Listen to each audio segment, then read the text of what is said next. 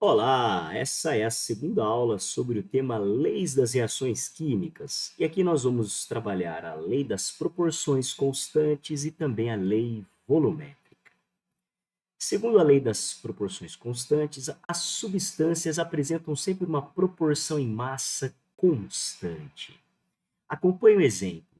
Na produção de água, nós temos 10 gramas de hidrogênio reagindo com exatamente 80 gramas de oxigênio para a produção de 90 gramas de água.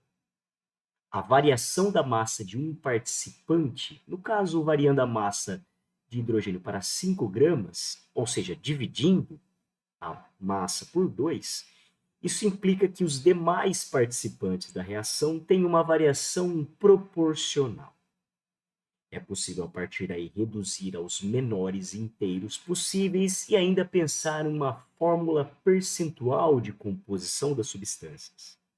A lei das proporções constantes de Proust possibilitou, portanto, desenvolver fórmulas químicas e também todo o cálculo estequiométrico.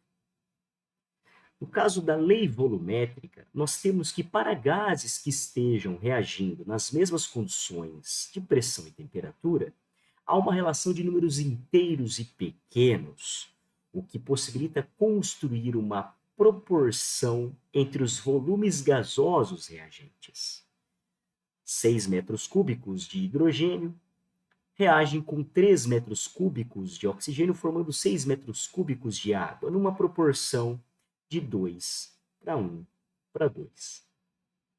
Essa proporção de 2 para 1 para 2 pode ser interpretada a partir do momento em que os volumes gasosos são diretamente proporcionais aos números de moléculas, como sendo duas moléculas de hidrogênio reagindo com uma molécula de oxigênio, produzindo duas moléculas de água, o que pode ser traduzido como uma equação química.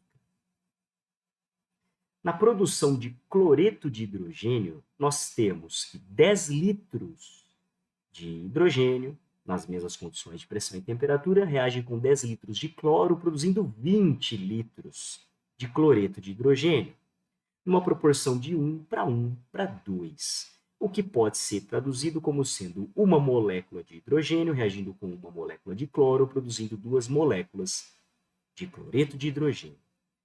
Portanto, é fundamental entender que não há uma lei de conservação de volumes gasosos, porque durante um processo químico, o número de moléculas pode variar.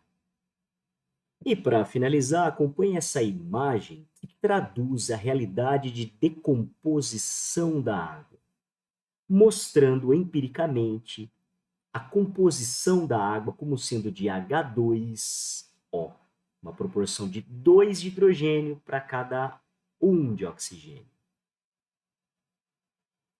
Se você chegou até aqui, muito obrigado e até a próxima aula.